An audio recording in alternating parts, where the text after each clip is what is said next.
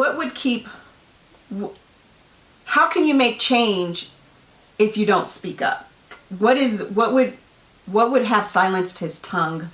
I mean, that's a very good question. Because he said he wants change, he wants diversity training, he wants to understand, but if you're not going to implement what you're being taught, or if you turn, lead a blind eye, how can you make change? Okay, that's a very good question. First and foremost, I would say, but you got to understand, being a police officer is a very, very, very extremely political environment. Yes. So many politics on so many levels that you have to literally choose your battles. I mean, especially if he's out here, I would assume, is he a black guy? He is not. Okay.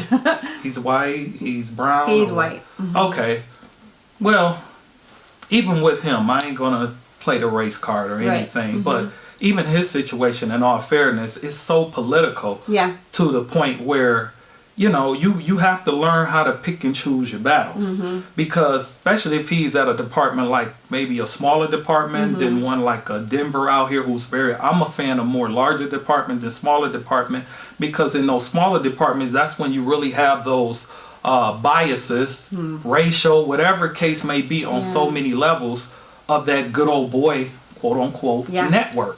So even if he did try to rat or talk or snitch or whatever term you want to use, it can come back and harm him on so many levels. I can agree. Piggybacking on the reference you made earlier about the stress level of a police officer. The stress level of a police officer can hit you on so many levels.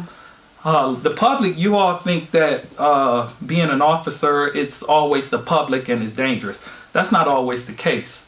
I can assure you that pretty much 90% of an officer's stress comes from his coworkers. Wow.